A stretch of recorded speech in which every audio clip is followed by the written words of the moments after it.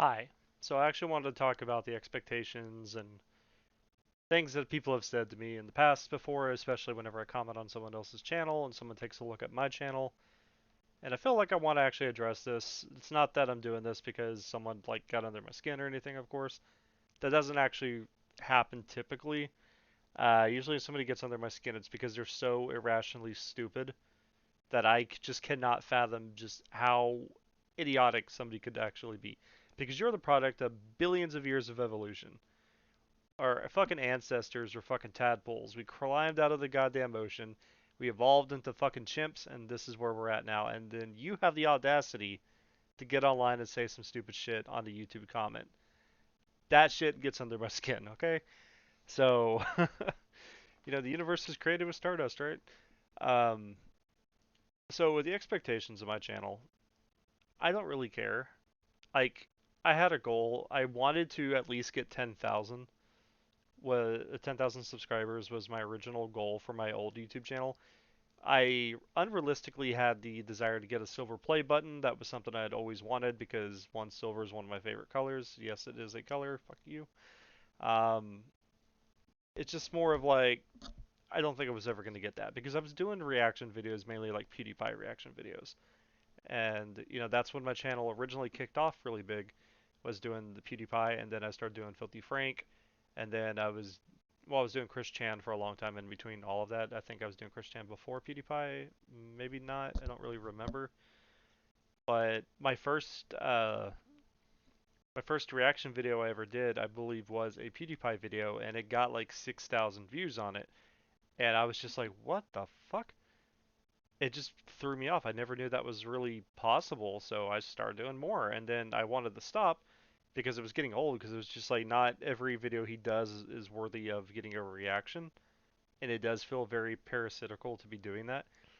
But the comments kept coming in saying like, "Oh, you got to react to this one. Oh, you got to get this one."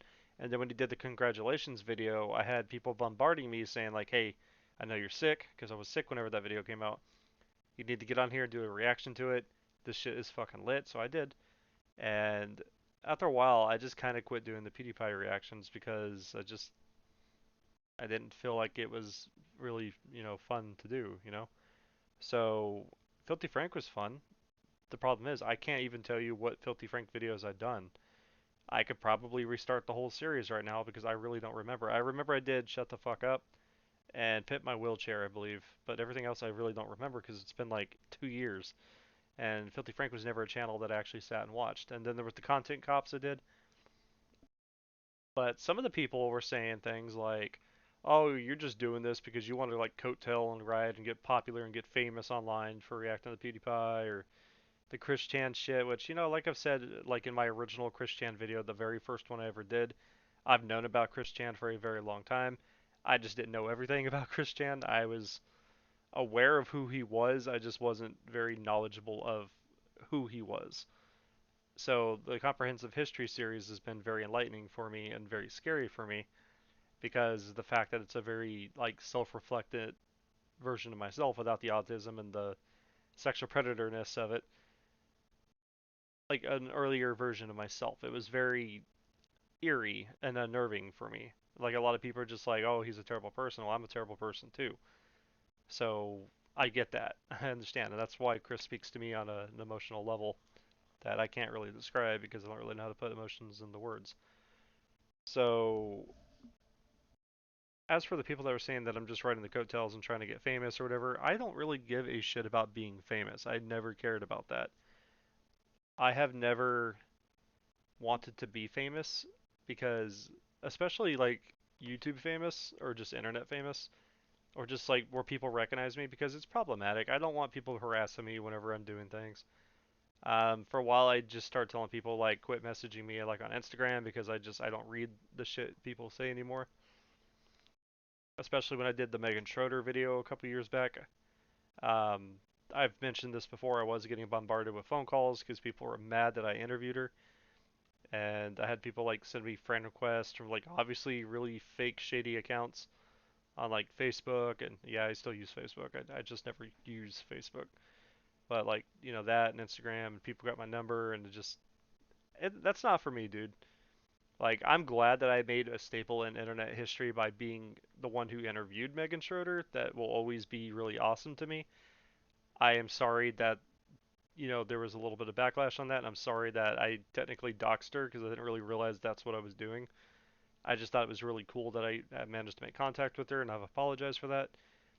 And I know she's probably not happy about that, but look, I didn't do it maliciously. Let's just say that. It was not my intention to cause any kind of direct harm towards her.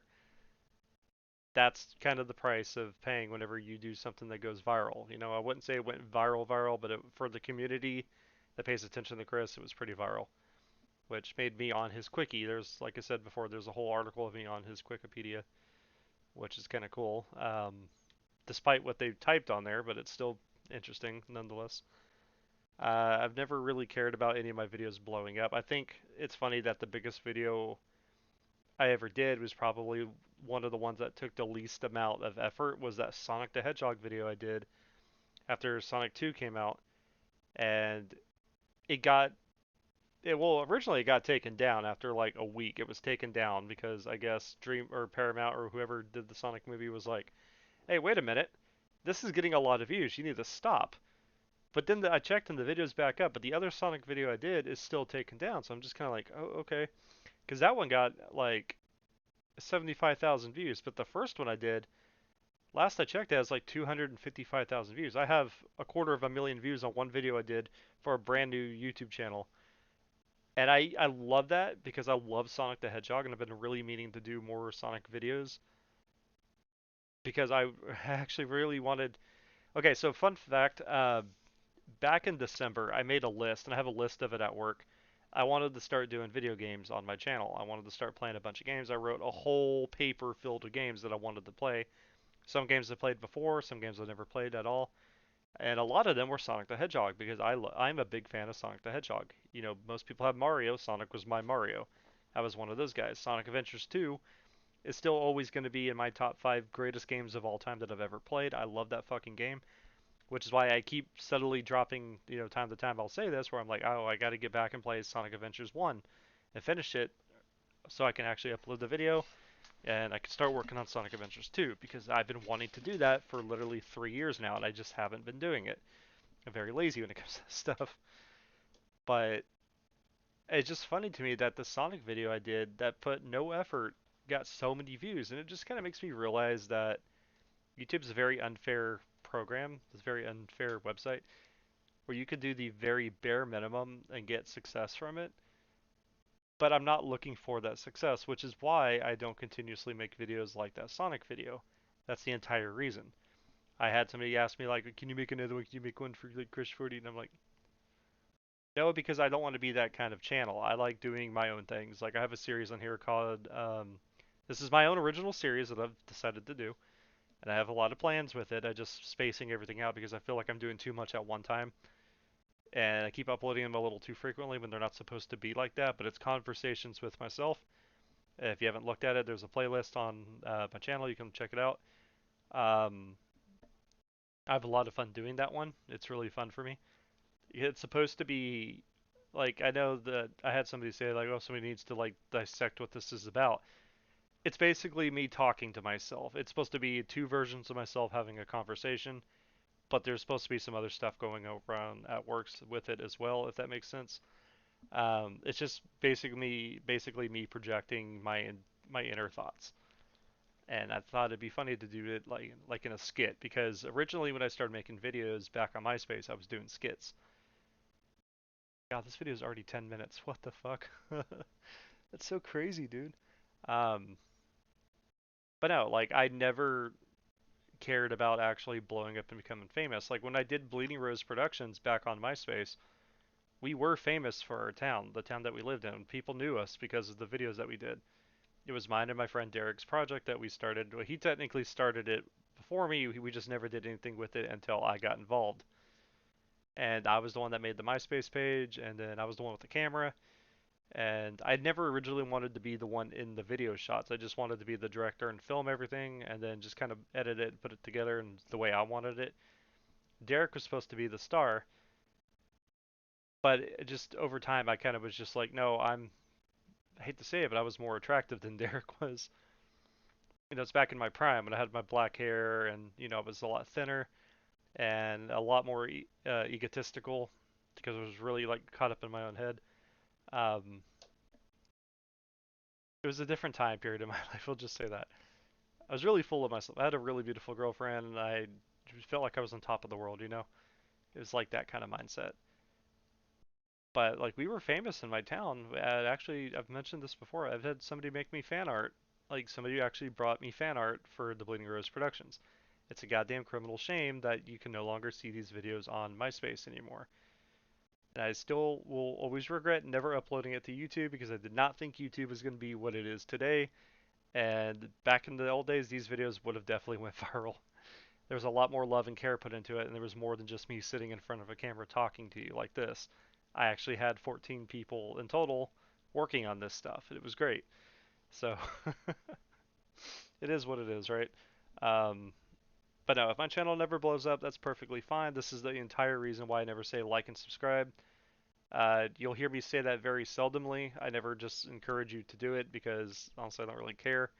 The watch time, I'm always going to get the watch time that I need for my channel to start, like constantly go around anyways. I have noticed that my subscribers have kind of like stopped subscribing, which is, like I said, it's fine. It's not going to be like that forever. I know it's not going to be like that forever. Eventually, I'm going to hit my 1,000 mark all over again. I'm waiting on that because that's a milestone for YouTube itself, especially for small channels. My original channel took many, many, many years to get to 1,000 subscribers. And that's just mainly because, like I said, I never promoted anything. And the other reason was whenever you upload a video, you have to put tags in your content. I never did that. I'm like really bad at doing that. It's my least favorite thing to do about uploading a video. It's not like taking the time to think of what I'm going to do or what I'm going to talk about, editing it together, cutting some offensive stuff out, and waiting for it to upload. It's the fact that I hate putting the tags in the description, not the description, but like when you actually tag a video, I hate doing that because I never know what to fucking put, and I know it affects a lot of like the searches that I get because I do read up my analytics on my channel. I do read the analytics per video to see how long people are actually standing tuned in, how much people are watching, which is another reason why I like doing the conversations with myself because they're very short and people have short attention spans and they're more likely to engage and watch that content than it is for me to sit here for going on 13 minutes talking about why I don't want to be famous. So, um, yeah, also like the more famous you get, especially for YouTube and these kind of liberal platforms like this, you have to be extremely careful of how you talk and present yourself for a couple of reasons. Like obviously you can get taken off the algorithm. You could be blacklisted, which is pretty much the same thing, but not really. Or people make articles about you, or you could lose sponsors, which I don't really care about that because I think it's the most idiotic thing in the world that YouTubers make any kind of money off of this platform. I don't believe that should be a thing. I mean, like it's kind of cool that you can, but I think it just kind of really takes away the whole you part of YouTube. It's supposed to be you broadcasting yourself, and now you're treating everybody who wants to watch you as a customer, and I don't think that's really cool. Like I've had ideas on making t-shirts and hats. I've been wanting to do that for a little while now. I have a brand name, I have everything all picked out. I just don't want to be like, oh yeah, make sure you buy one of my fucking shirts because it's cringe, man. It's fucking cringe. Like you guys aren't gonna sit here and watch me like react to Chris or listen to me like complain about something and then be like, oh, I guess I'm obligated to buy this shitty fucking t-shirt that no one else in the street is gonna recognize or get the joke on. It just doesn't make any sense. So I don't know. That's me. That's why I don't want to be famous. Hopefully that's understandable. 14 minutes of me rambling about this is entirely too long. So I'm gonna end it here. I'll see you guys in the next video. Goodbye.